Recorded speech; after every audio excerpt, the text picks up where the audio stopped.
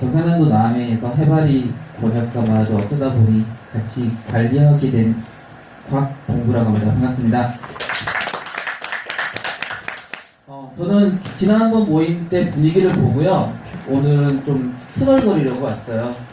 근데 지금 마을 리더분들, 농장주 부신 분들, 그래서 젊으신 분들과 같이 일을 하시는 부분의 입장에서 제가 주로 하는 게 이제 같은 교육 좀 받거나 같이 일을 하시는 분이나 그런 얘기 듣다 보면서 저는 그런 얘기들 또는 제가 경험했던 얘기들, 제가 아는 분들과 부딪혔던 부분들에 대해서 이 기회를 통해서 내가 한번 투덜거리면은 이런 반응도 있었구나라고 한번 받아주셨으면 좋을 것 같아서 일부러 그런 내용도 중심으로 꾸몄는데 생각보다 아직 고등학생도 있고 젊으신 분도 있어요. 그래서 혹시나 오해할까봐 그러는데 그럼에도 불구하고 농촌이라는 곳이 꽤 괜찮고 멋진 터전이 될 수 있다는 사실은 좀 알아주시고 그 과정에서 그냥 사고를 줄일 수 있는 방법으로 들어주셨으면 좋겠습니다.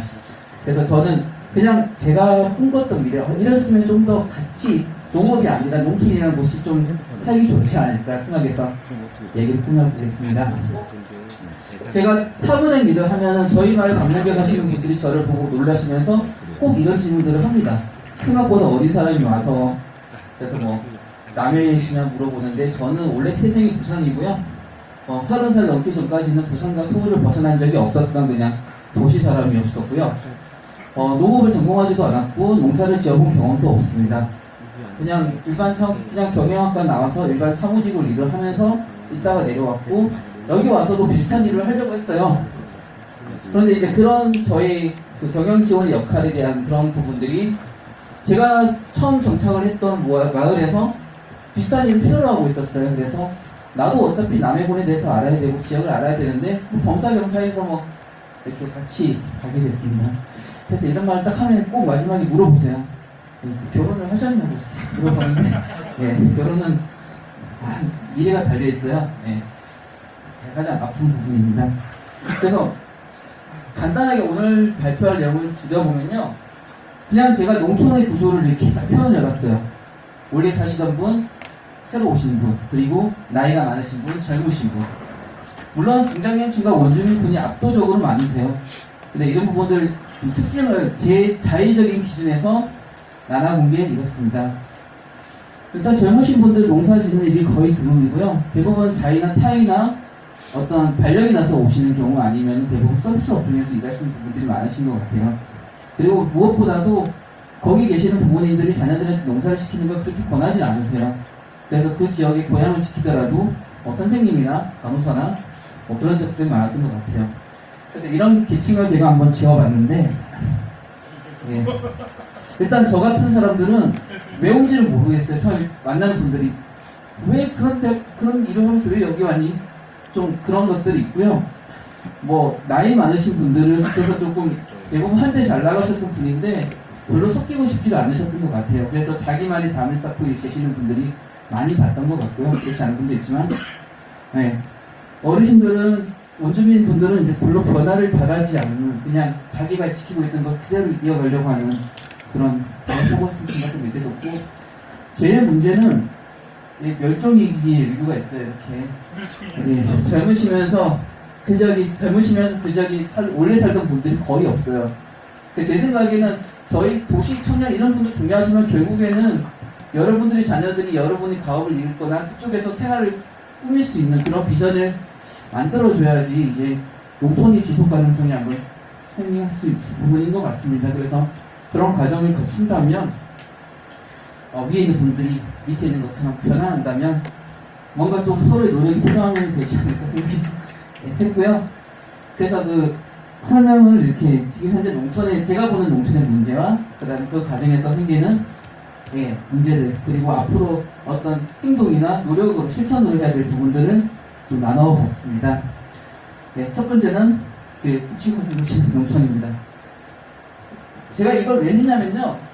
6차 산업 얘기를 합니다. 그래서 이런 설명을 곁들입니다. 공무원들이 1차 산업, 2차 산업, 3차 산업 저희도 이기고 코페도 이기니까 되게 유치한 일을 발생하셨는데 사실은 이게 이제 어차피 본원적인 활동에서 농산물 가공을 현지에서 가공하시고 또는 찾아오는 농촌을 만드는 게, 그러니까 이게 섞이는 게 6차 산업이라고, 그래서 어떤 복합 산업과 부가가치를 높일 수 있는 이런 목적이 하는데, 이게 처음에는 이제 잘하시는 영역에서 협력을 하면 더 좋은 모습이 되지 않을까 했는데, 이게 제가 지켜본 모습에서는 사실은 제 체험마을이라는 곳이 사실은 6차 산업이 거의 가까운 형태로 진행이 되고 있었어요.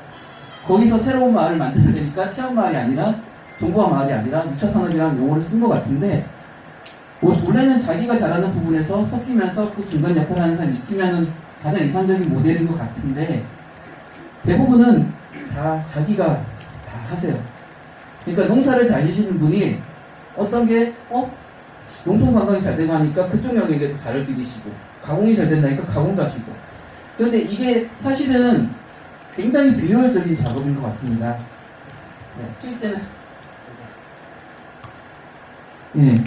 뭐 일단은 아까 뭐 동업 안 한다는 얘기가 나왔는데, 이거는 우리서 오랜 시간 세워오면서 농촌에 있는 좀 문제인 부분이 있고, 또는 도시에서 등쳐먹고 도망가시는 분들, 그런 분들 하시기도 한 것 같고, 동업도 안 되고 협업도 잘 안 되시는 것 같고, 또 이게 사실은 정부 지원금이 없었으면 사실 안 하셨을 거예요. 왜냐면 농촌관광이 투입하는 인풋이 100에서 10밖에 안 되는데, 사실은 1억 들여서 90%를 다 못 쓰는 자원들이거든요. 그리고 일반적인 경영체라면은 내가 소화시킬 수 있는 게 10밖에 안 되면은 전부 다 OEM을 받아들이거나 협력을 하게 돼 있습니다. 근데 이게 정부 지원금이 들어가면서 그냥 놀려도 되는 형태가 돼버리고, 그러니까 각자 우후죽순 이렇게 비슷한 형태가 되면서, 사실은 농업을 잘하시는 분이 있지만 그분이 체험 관광을 잘한다거나 또는 가공을 잘한다거나 장담을 못할 수가 있습니다. 그런데 이게 이제 어떤 정부 지원금에 발을 들이기 시작하면서 점점 이게 잘하던 영역을 벗어두고 못하는 영역을 들어가는데, 문제는 소비자도 그걸 알잖아요. 그러니까 소비자한테 최상의 서비스를 제공하지 못하고 좀 더 낮아진 서비스를 제공한다는 부분에서 조금 문제가 있는데, 가장 중요한 부분이 제 생각에는 이제 제가 보는 관점에서는 결국 이런 사람이 이렇게 하고 싶은데 이 역할을 할 수 있는 중간에 맡을 수 있는 사람도 없다라는 부분들입니다. 이걸 제가 어떻게 느꼈냐면, 저희 사무장 교육제도가 초급, 중급, 고급이 나눠져 있어요. 그 중에서 중급 전산 과정에서는 필수 영역입니다. 꼭 해야지 정부 지원금이 계속 나가는데, 자, 중급 커리큘럼이래요. 작년에 뭐 하냐면은 전산 실무에서 한글을 가르치고 있고 엑셀을 가르치고 있습니다. 예. 기존의 영역이 없기 때문에 그나마 있는 자원을 끌어들여서 하시는 영역이 이게 대부분이 많아요. 한글, 엑셀, 파워포인트, 핸드폰으로 사진 찍는 법, 그 사진을 편집하는 방법, 그리고 포털 사이트에 실적 올리는 방법. 예. 그러니까 도시 분들이 보면은, 그러니까 우리 또래들이 보면 사실 저런 거를 예산을 써서 교육을 시킨다는 말인가? 라는 생각이 들 정도로, 하지만 그게 엄연한 농촌의 인력의 현실이라 생각이 듭니다. 그래서 이게 안 되기 때문에 사실은 저희보다 잘하시는 분들이, 여기 계시는 분들이 남을 시키는 것보다 내가 하는 게 빠르기 때문에, 그러게 이제 어떤 한 영역에서 세 가지를 다 건드리시는 그런 과정을 거치시는 것 같습니다. 그래서 농촌에 젊은 인력이 필요한데, 저는 이게 홍반장이라는 모델을 가져왔어요. 네.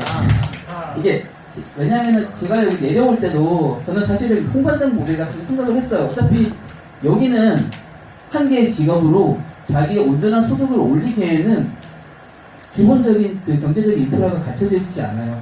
예를 들어서 마을 어떤 농장에서 한 명을 고용하려면은 기대소득은 연봉이 3천만 원인데, 현실적으로 이유로는 일하는 시간도 짧고 소득도 작을 수밖에 없는데, 어떤 자기가 못하는 바를 이루려면은 자기 기능을 여러 가지로 활용하는 그런 형태가 필요해서 홍반장 같은 모델이 필요한데, 그런 것들을 한번 했어요. 이게 6차 산업이 되면서 제일 중요한 부분이, 최소한이 필요한 부분이 도시와 농촌을 연결하는 역할인 것 같습니다. 또 하나는 이렇게 리더와 참여자들, 어떤 조합이, 협동조합이 생기든 체험마을이 이루어지든 법인이 되든 중간 관리가 필요한데, 아까도 말씀드렸듯이 이 스텝 인력이 너무 부족합니다. 그래서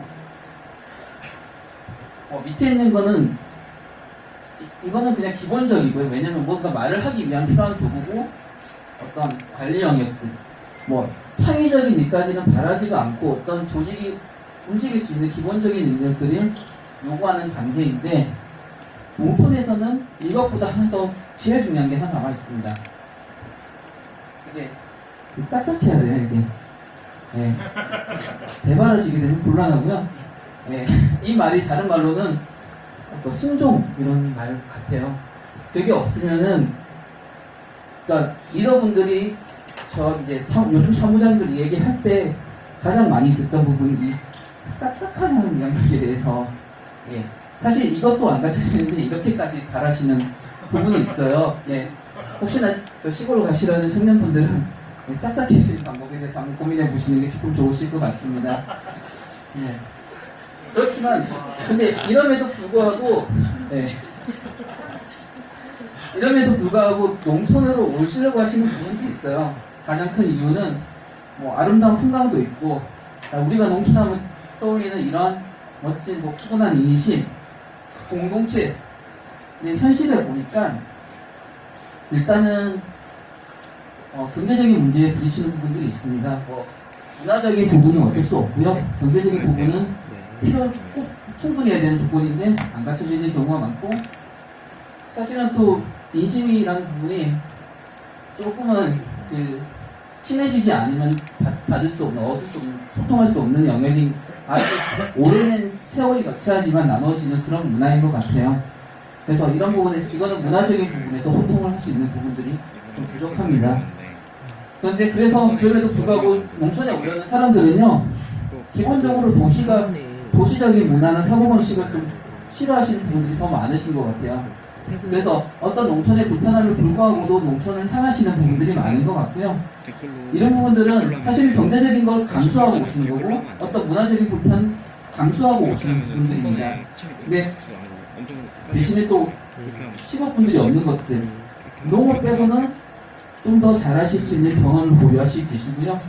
그리고 이분들이, 도시분들이 한 분씩 오면은 그분이 가지고 있는 인간관계들이 전부 다 소비자로 번역, 새로운 신규 고객층으로도 확보가 될 수 있는 장점이 있습니다.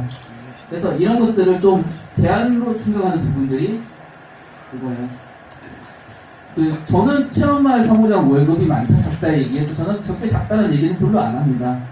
왜냐하면 딱히 일하는 시간도 그렇게 많지는 않습니다. 도시에서 일하는 시간에 비하면은 훨씬 더 작고 빨리 처리할 수 있는 일이기 때문에 남는 시간들이 많이 있습니다. 대신에 일을 좀 하기 싫을 때는 뭐냐면요, 내가 100명을 유치하건 50명이 유치하건 간에 별 월급의 차이가 없으면 저는 50명이 편합니다. 그런 부분들을 그래서 이런 건 사실은 어떤 보장된 월급 제도는 시골 농촌에 맞지가 않는 것 같고요. 1년에 석 달, 몇 달 집중적으로 일하는 거에 1년치 연봉을 준다. 이런 부분보다도 최소한의 월급과 어떤 자기 성과, 활동에 대한 더 많은 수당으로 해주면은 서로가 윈할 수 있는 방법이 될 수가 있을 것 같고요. 또 다르게 생각하는 거는 어떤 마을에서 벌어질 수 있는 소득이 한계는 있는 것 같습니다. 일하는 입장에서. 그렇지만 이 사람이 할 수 있는 역량을 여러 마을과 같이 공유하거나 여러 단체에서 같이 일을 한다면 좀 더 그 마을에서 지출하는 인건비는 작더라도 그 사람이 받을 수 있는 인건비는 향상될 수 있기 때문에 이런 모델도 한번 고민해 볼 필요가 있는 것 같고요. 가장 농촌이 매력적인 거는 이제 비급여적인 부분입니다. 사실은 농촌에 올 때 되게 큰 자본이 필요하고 모험을 해야 됩니다. 그렇지만 그 과정에서 예를 들어서 시골의 체험마을들의 방학은 있습니다. 어떤 단계 도착할 수 있는 공간이 제공한다든지 도시에서 못하는 직장 리더들이 못하는 부분들, 또 이게 꼭 스텝으로 왔지만 이 사람이 농촌에 대해서 좀 더 알고 농업을 하나씩 배울 수 있는 또는 인턴과 같은 느낌이 든다고 하면은 또 새로운 이런 농촌의 기촌을 하려는 마음을 먹은 사람한테 충분히 좀 조율을, 돈으로는 많이 줄 수 없지만 돈 이외의 것으로 좀 더 감당해 줄 수 있는 그런 노력들이 하나 있으면 좋지 않을까 생각하고 있습니다. 저는 저희 마을 올 때 집 없었고요, 당연히. 근데 마을에서도 숙소가 없었어요. 근데 저는 다행히 저희 이모부께서 빈집이 하나 있었기 때문에, 그래서 저희 마을에서도 저를 감당할 수가 있었고, 저도 집세 같은 걱정은 없으니까 이제 감당이 됐었던 부분이 있거든요. 이런 부분들 고민해 주시면 되겠는데, 경제적인 문제는 이런 부분들에 대한 노력을 해보면 되지 않을까 싶은데, 제일 중요한 거는 아까 가족 관계에서 싸우는 그런 문화적인 부분입니다. 그래서 궁합이라는 부분들이 사실은 정해진 게 아니라 서로 조율해가는 부분이기 때문에 이런 걸 알고 있습니다. 갈등은 당연한 걸 생각합니다. 농촌이라는 공간이 평생 다 아는 사람이었어요. 태어날 때부터 쭉 자라던 사람들끼리 이루어지는 의사소통의 문화와 도시에 있는 사람들은 가족 이외에 대부분 다 남이고 남들과 모르는 사람과 어울리는 방법을 언어나 행동을 익혀왔던 사람들이기 때문에 충돌하는 부분들이 당연하다고 생각합니다. 그래서 이거를 서로 이제 인정해 줬으면 좋겠는데 제가 이제 이게 같은 말인데 되게 다양하게 해석이 되는 부분들입니다. 네, 알아서 이렇게 하면 된다. 이게 농안을 오면은 이제 야 수학에서 갖다 놓으면 된다라고 하는데 농업인이 말씀하셔서 수학에서 갖다 놓으면 된다라는 거는 이거를 뭐 이렇게 어떻게 해서 어떻게 묶어서 가지런히 잘 정리해야 되는 부분들이 있습니다. 근데 같이 일하시는 분들은 당연히 그렇게 해왔기 때문에 말하지 않아도 아는데 처음 듣는 분들은 굳이 이렇게 그냥 물리적인 이동만 딱 생각을 하시기 때문에 별로 이제 그 농업 분들 바라지 않는 거고요. 업무도 마찬가지입니다. 네가 이렇게 하면 된다 했는데 그래서 알아서 했는데 왜 이렇게 했냐라는 그런 부분들을 되게 많아서 답답하시다는 부분도 많이 들었고요. 그리고 당연히 할 줄 알았지. 당연히 안 할 줄 알았지. 당연히 물어볼 줄 알았지. 근데 이게 저희는 이제 모르는 사람과 일하기 때문에 딱 윤곽적인 부분이 딱 명시되는 객관적인 의미만 전달되는데 그쪽은 되게 주관적이고 아주 그 깊이 있는 그런 의미가 담겨져 있는 말들이었습니다. 그리고 또 아까 변화를 거부하신다고 했잖아요. 그러니까 사무장만 기준으로 보면은 그러세요. 그러니까 사무장 지원비가 나오니까 주 5일 기본적으로 일해야 된다. 주말에 손님 오면 그거는 손님 오니까 어쩔 수 없잖아. 나와라고. 네, 제일 그러시는 부분이 있어요. 근데 그러면 주말에 일하고 평일에 한 이틀 일하고 주 4일 근무하면 어떻겠습니까? 근데 아니다. 원래는 사무장은 주 평일에 나와야 된다. 수건에 있어야 된다라고 말씀을 하세요. 업무나 비즈니스 환경이 일반 회사와 다른데 그거는 그거고 네, 여기 특수성이나 이런 것들을 좀 안 고려 안 하시는 분들도 있어요. 그래서 인사님도 이제 처음에는 있으시지만 그러니까 120바퀴 줄 수 없고 150바퀴 줄 수 없고 대신에 저희는 이제 체험마을이기 때문에 너 주말에 이틀에 손님 있으면 오고 평일에 단체 손님 있을 때 오고 평일 근무는 자유롭게 해라. 젊은 사람들도 굉장히 매력적인 직업이고요. 지금 문정원 선생님도 괜찮은 직업일 것 같아요. 보도하시면서 평상시 관리하시고 방문객 관리하고 상담하고 그 다음에 출근은 뭐 주말 이틀 또는 손님 있을 때 하고 이러면은 그 월급 120이 작은 돈은 결코 아니잖아요. 그런 부분들 그리고 대신에 이제 성과급이나 형태로 가게 되면은 어떤 걸 선택하든지 자기가 집중을 하게 되는 것 같습니다. 이쪽에 일했을 때 내가 더 많은 성과를 얻을 수 있으면은 체험 마을에 뭐 주 5일 일하는 말 안 해도 일주일 내내 와서 손님들 유치하고 그렇게 노력을 할 건데 어떤 성과를 이루었을 때 보상이 기대한 만큼 오지 못하면은 당연히 어떤 일은 좀 태만할 수밖에 없는 것 같고요. 그런 부분도 좀 근데 이제 젊은 사람이 있으면 이제 이렇게 얘기하면 안 되죠. 이렇게 다르게 얘기하는데 이런 부분들 그러니까 사실은 상식이 달라요. 다 공촌에 있는 분들이 알고 있는 상식과 도시 분들의 상식이 너무너무 다르기 때문에 그런데 이제 아까 순종적이라는 부분 대바라지면 안 된다는 부분에서는 제분분들이 어떤 얘기가 왔을 때 아니다라고 하는 얘기를 그날 얘기하지 마시고요. 하루 뒤에 근데 생각해보니까 이거 좀 아닌 것 같습니다 라고 얘기하면은 그건 좀 낫는 것 같아요. 바로 그건 아닌 것 같은데 하면은 어떤 리더분들이 이거는 사실관계를 떠나서 나의 권위에 대한 도전으로 받아들이시는 그런 경우들이 많아서 그런 것만 없으면 좀 그렇게 한 템포 붙여서 의견을 전달하고 소통하시면은 좀 이런 문화적인 충돌을 좀 피할 수 있지 않을까 생각을 하고 있습니다. 그리고 동기부여에 대한 부분입니다.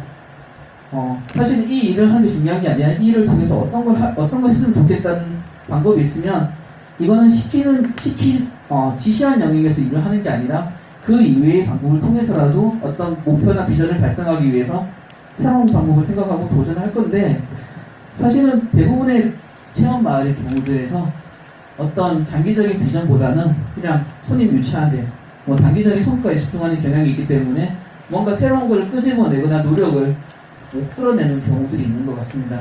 그리고 이게 어떤 그 개인한테는 목적이 될 수 있기 때문에 열심히 할 수도 있고요. 또는 이걸 통해서 어떤 이 비전을 달성해서 나의 또 다른 도약을 위한 발판으로도 삼을 수 있을 것 같습니다. 그거는 개인에 따라서 달라진 선택이지만은 이런 공동의 목표가 있으면, 공동의 비전이 있으면은 이런 부분 때문에 좀 어떤 문화적 갈등, 경제적인 갈등 이런 부분들을 감수하고도 그쪽을 향해서 달려갈 수 있는 원동력이 되지 않을까. 그러면 자연스럽게 좀 의사소통의 방법도 달라지지 않을까라는 생각을 좀 하게 되었습니다. 그리고 지금 우리가 큰 바위 열고 큰 바위 열고를 하잖아요. 제가 여기서 조금 강의를 드리면요. 입자산업에서 제가 이제 입자산업 때 입자산업 발표회도 갔었고 하는데 사실은 이거를요 들으면 몰라요. 이게 당장 내가 해야 될 일은 눈앞에 있는데 저 멀리 있는 큰 바위 얼굴을 보면은 그냥 못 갈 것 같아요. 그냥 하는 일을 하는 게 나을 것 같기도 해요. 왜냐면 농업을 25년 하시고 뭐 하시고 그런 얘기들 너무 먼 미래이기 때문에 저는 그것보다는 이제 옆에서 볼 수 있는데 다른 일을 하는 사람들 그런 그 동반자 같거나 멘토기가 가까운 데서 서로 이제 비춰줄 수 있는 사람들이 더 많아져야지. 그러니까 역할이 달라지는 것 같습니다. 이런 분들은 장기적인 비전이 될 수 있고 이런 부분들은 이제 잠깐 그 단계 과정에서 역할 모델로 어떤 조언을 받을 수 있는 관계. 이쪽 분들에게는 비전과 태도나 이런 방향성이나 철학이나 이런 거 배워야 되겠고 이런 분들은 기술, 스킬 같은 거 이런 것들 하는 게 좋을 것 같은데 그래서 어떻게 했으면 제 생각에 있는 것 같습니다. 이제 큰 바위 얼굴은 대부분 여기 있는 분들이세요. 나이도 많으시고 경험도 많으시지만은 시골에 있을 수 있고 농촌에 있을 수 있는데 이분들의 경험이 이렇게 여러 명의 작은 바위를 양산해 내시는 역할이 먼저 좀 필요하지 않을까 생각을 합니다. 그리고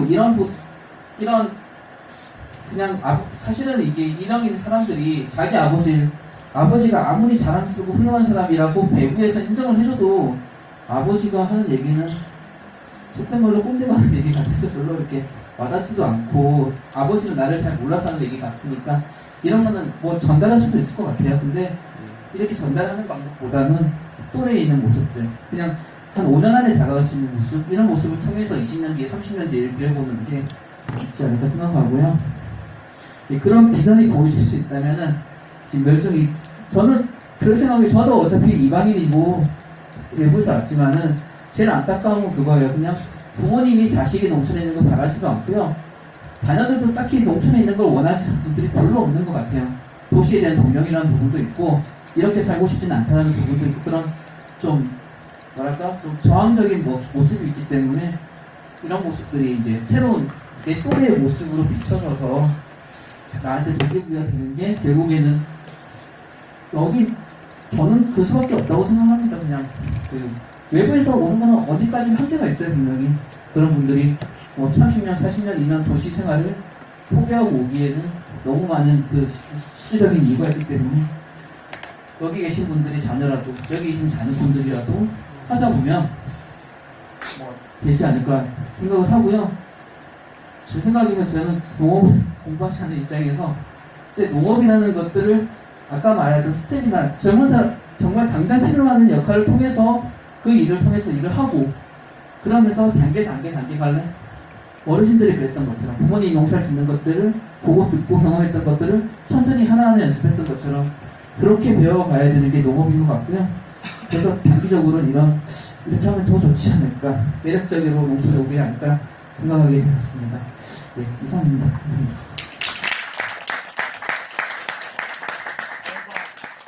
와우. 알고는 있었는데 이렇게 응축해 볼 줄 몰랐어요. 진짜 대박. 지금 어떻게 보면 제 기대를 좀 뛰어넘은 발표를 해주셨는데요. 좀 대학생들, 청년들이 이런 부분에 대해서 지금 사실은 좀 어느 정도 가들이 를 잡아준 것 같아요. 그리고 또 아직 다 이해는 안 갈 것 같아요. 이 이해가. 근데 그런 부분에 대해서 좀 더 매뉴얼 만들고 싶다고 했는데 정말로 만들어 오신 것 같아요. 근데 이런 부분들에 대해서 사실은 이제 아까 전에 말씀드렸듯이 사업을 하고 싶은 어르신들 입장과의 청년과의 그 갭 사이에 여러 가지 얘기들을 또 세분화하시고 그런 입장들을 한번 풀어본 것 같습니다. 하여튼 이번에 이제 석상인가 석상하자 이제 식사. 준비 계속 하시면서 그 길을 간다고 하시는데 앞으로 멋진 또 그런 농촌 현장을 알고 그러면서 또 공부를 하면서 그 부분에 대해서 이론을 붙여나갈 수 있다면 아까 고영 씨 같은 경우도 고인 씨 같은 경우도 좀 실무를 알고 또 공부를 하고 또 우리 원표 씨 어디 있어요? 여기 있습니다. 원표 씨한테도 뭔가 큰 그림을 잡으려고 하는 것보다는 좀 실무를 알고 정확하게 어르신들의 그런 농촌의 그런 마음들을 이해를 하고 어떻게 보면 하나의 결과물이지 않을까. 사실은 또 이렇게 오늘 발표를 잘했지만 농촌 현장에서는 사무장이라고 어르신들한테 무시도 당합니다. 제가 아는 분이 경기도에서 사무장 활동하다가 회사를 차리고 정말 현장을 알면서 일을 하는데 위원장님들이 경기도에서 발 못 붙이고 사실 또 이런 부분에 대해서 사실 되게 어려운 길을 또 가시거든요. 뜨거운 박수 한 번만. 제가 이 말을 하고 싶었어요. 젊은 사람이 있어서 하고 싶은 말이 하나 있는데, 아까 제가 그 자연 법칙에서 두 가지 크게 공감하는 게 있어요. 하나는 물리학에서 나오는 작용 반작용 법칙에서 이게 뿌린 대로 거두고 배로 쓰고 말로 받고 이런 관계인 것 같고, 또 하나는 경제학에서 나오는 수요 공급 법칙이 되게 극하게 공감하고 있습니다. 그러니까 농촌이라는 부분에서 젊은 사람이 없기 때문에, 그러니까 수요는 많은데 공급이 딸리기 때문에 젊으신 분들이 농촌을 어떤 선택을 했을 때 사실은 치열한 도시보다, 왜냐면은 도시에는 넘쳐나는 게 젊은 사람이니까 그런 것보다